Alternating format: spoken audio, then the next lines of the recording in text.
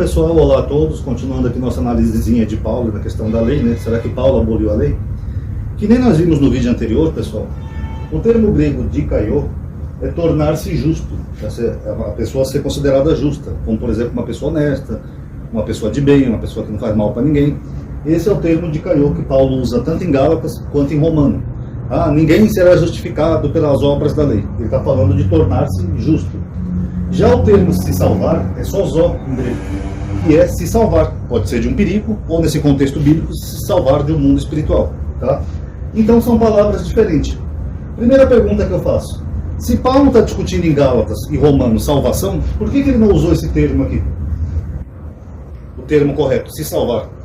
Sendo que Paulo, ele sabia muito bem o grego, né? O grego de Paulo é o melhor do Novo Testamento, inclusive. Deixa eu só até fazer um PS aqui que o rapaz perguntou por que eu falo Paulo e às vezes eu falo que não foi Paulo. É porque nem todas as epístolas de Paulo são de Paulo, tá, pessoal? Mas as epístolas de Paulo, elas compõem aquilo que nós chamamos uma corrente de pensamento, paulinismo. Ou seja, eles compartilham ideias em comum. Fora que ela tem acréscimos também de pais da igreja, tá? Nós sabemos disso. Mas, no geral, eu estou abordando aqui a corrente de pensamento, paulinismo, que contradiz em alguns pontos outras correntes de pensamento, como o joanismo, que eu já mostrei aqui para vocês, tá bom? Então, pessoal, se Paulo sabia muito bem o grego, o melhor grego do Novo Testamento, e ele não usa em Romanos e Gálatas essa palavra salvação, é porque no contexto não é salvação que ele está discutindo. Ele está discutindo a pessoa se tornar justa ou não, ser justificada. Tanto que salvação ele usa aqui, ó, por exemplo, Romanos 10:10. Vamos ler aqui. A partir do 9. Porque se confessares com a tua boca que Jesus é o Senhor, e creres em teu coração que Deus o ressuscitou entre os mortos, serás salvo. Aqui ele usou esse termo, salvação. Então aqui ele está discutindo salvação. Agora, aqui, tanto em Romanos quanto em Gálatas, ele não está discutindo salvação, ele está discutindo justificação. A pessoa se tornar mais justa ou não. Aí eles pegam essas discussões aqui, que nem eu mostrei para vocês, que Paulo está discutindo se o judeu é superior ou não. Ele até fala assim, né, na mesma Gálatas, ele fala assim, nós somos judeus por natureza e não pecadores como gentios. Ele mesmo faz essa separação, né, mas ele está discutindo isso. Então eles pegam isso daqui e transformam numa salvação espiritual e numa abolição da lei que não existe. Vocês querem ver que interessante? Ó? Deixa eu achar aqui 1 Coríntios, deixa eu só ver o versículo 7 aqui. Anotei.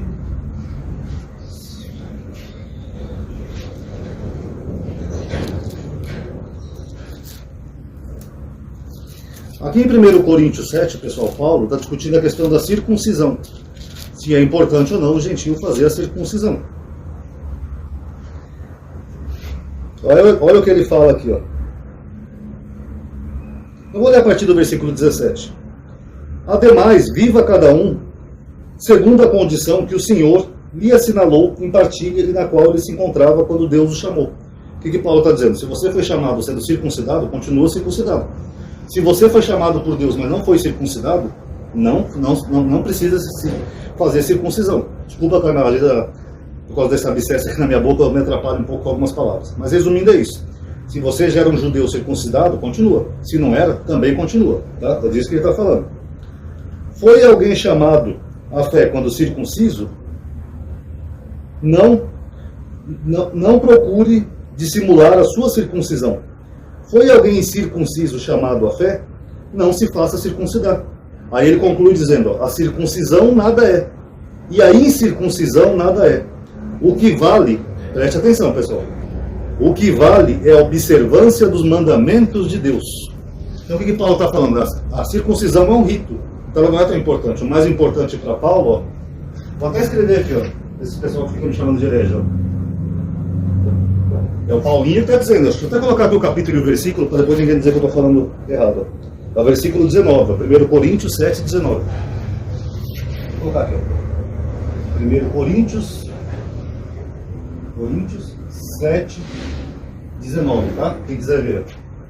O que vale, segundo Paulo, não eu, é a observância dos mandamentos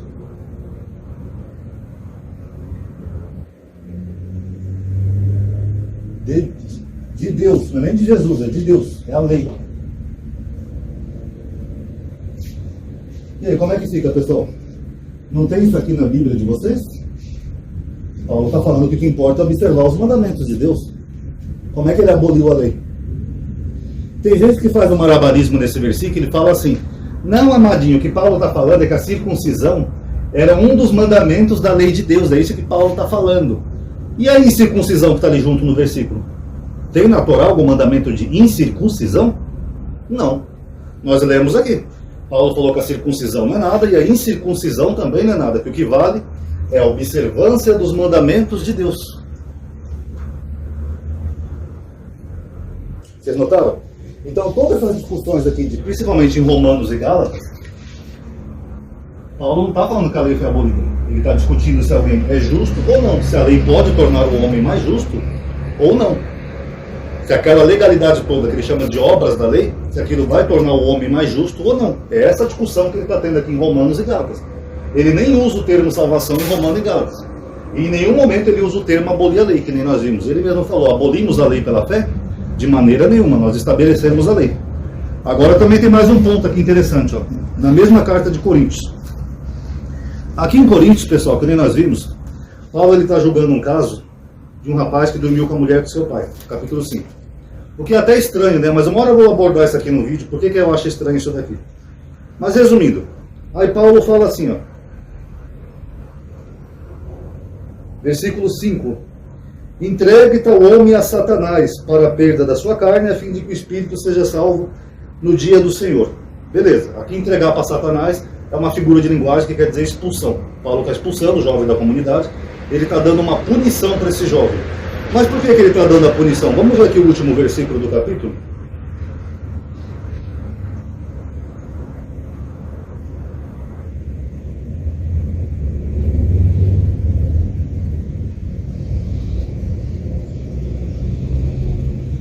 Ó, versículo 17. Os de fora, Deus os julgará. Os de fora da igreja, da congregação. Afastai o mal. Ah, não, aqui está. Afastai o iníquo do meio de vós. O que é iníquo? É quem transgrediu a lei. Já expliquei que é anomia em grego. Ali a Bíblia de Jerusalém traduz diferente, não sei porquê, mas por isso que é bom sempre ver os originais. O iníquo é quem transgrediu a lei. Que lei que esse jovem transgrediu? A lei de Levítico. Não está lá em Levítico? Não deitarás com a mulher de teu pai. Abominação é, porque é tua carne, não sei o quê. Deixa eu ver se eu acho aqui rapidinho.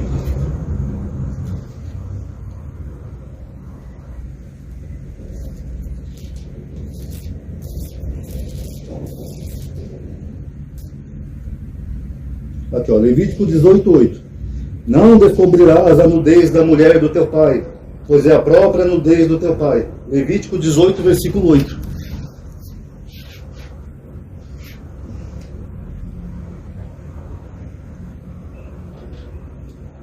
18, versículo 8, aqui, ó. Tem uma lei que proíbe dormir com a mulher do seu pai.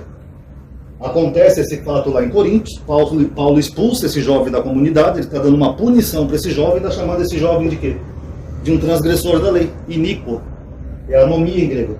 Anomia a, partícula de negação, mas nomo. Nome é lei em grego. Então Paulo está expulsando o jovem por quê? Porque ele transgrediu a lei. Então como que as pessoas falam que Paulo aboliu a lei? Ele não expulsou o jovem ali porque cometeu um pecado que transgrediu a lei? Complicado, né, pessoal?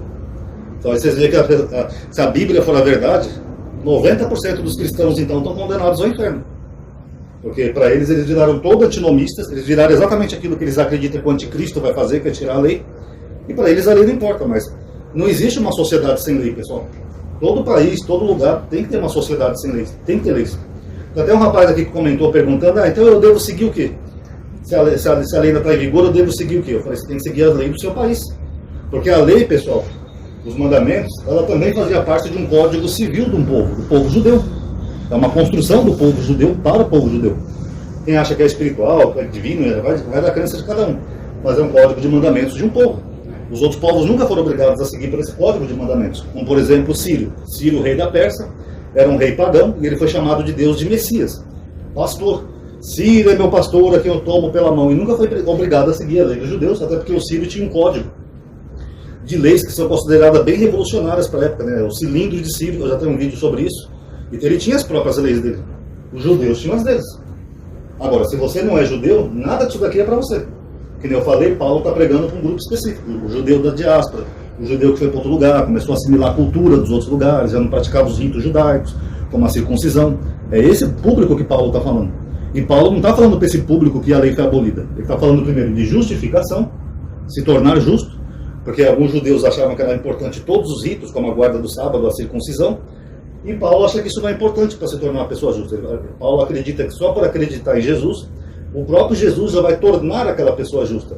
Agora a salvação já é outra coisa. Salvação, como ele falou, é quem confessar que Jesus morreu e ressuscitou dos mortos. Mas aqui em Gálatas e Romanos, o contexto não é de salvação. Note que aqui em Coríntios mesmo ele fala, o que vale é a observância dos mandamentos de Deus. E aí, como é que fica? Teve uma pessoa que comentou, amadinho, então ninguém consegue seguir 613 mandamentos. Primeiro que isso aí não é 613 mandamentos, tá, pessoal? Uma hora eu posso até explicar para vocês por que não é, tá? Mas o fato é que isso aí não existe. Tanto que na própria epístola de João ele fala assim, conhecemos a Deus quando guardamos os seus mandamentos, e seus mandamentos não são pesados. E aí, como é que fica? João mentiu? O autor da epístola? Complicado, né? Teve um outro que falou aí de apedrejamento, então a gente tem que apedrejar as pessoas, não sei o quê. São pessoas que não sabem nada da lei de Moisés, né? Porque as pessoas não estudam a Bíblia, como eu falei. Não fazem um estudo exegético, porque na verdade não é assim que funcionava a lei de Moisés. Posso até fazer um vídeo explicando também uma hora se vocês quiserem, tá? Mas essa imagem que tem no popular das pessoas, de apedrejamento, isso é coisa de filme como A Vida de Brian, pessoal.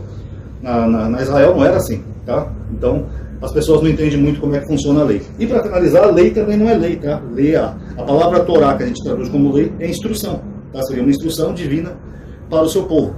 Então, finalizando, Paulo não foi contra essas instruções. Nem aqui quando ele expulsou o rapaz lá que dormiu com a mulher do pai, em nenhum momento. O próprio Coríntios 6, que ele lista aquela lista de pecados que eu falei para vocês, né? Os efeminados, sodomita, beberrão, avarento, ladrão, não sei o quê. Vários daqueles pecados são preceitos da lei. Porque o Paulo, por mais que as cartas dele sejam confusas, ele entendia que uma sociedade sem lei é uma sociedade exatamente como eles esperam um anticristo. Uma libertinagem geral. Posso fazer o que eu quiser, não tem lei. Posso roubar, matar, violentar, saquear, espancar, posso idolatrar a imagem, posso fazer orgias, zoofilia, não importa. Se não tem lei, essas coisas não seriam proibidas. Como é que seria uma sociedade assim? É por isso que as igrejas cristãs são tão confusas, pessoal. Porque elas são antinomistas. Elas não seguem os mandamentos de Deus, nem quando o próprio Paulo diz aqui, ó. Eles não aceitam. Nem com o próprio Paulo dizendo. Aí eu começo a achar que essas pessoas são deuses. Eu acho que eles têm o Espírito Santo. Porque se Paulo tem o Espírito Santo, fala aqui, ó, que vale a observância dos mandamentos de Deus, e mesmo assim elas não aceitam, então eu acho que elas são mais inspiradas do que o próprio Paulo que elas acreditam. Tá bom? Gostou do vídeo? Dá um like aí, isso vai ajudar a aumentar o alcance e a atividade. Obrigado por ter assistido. Paz a todos.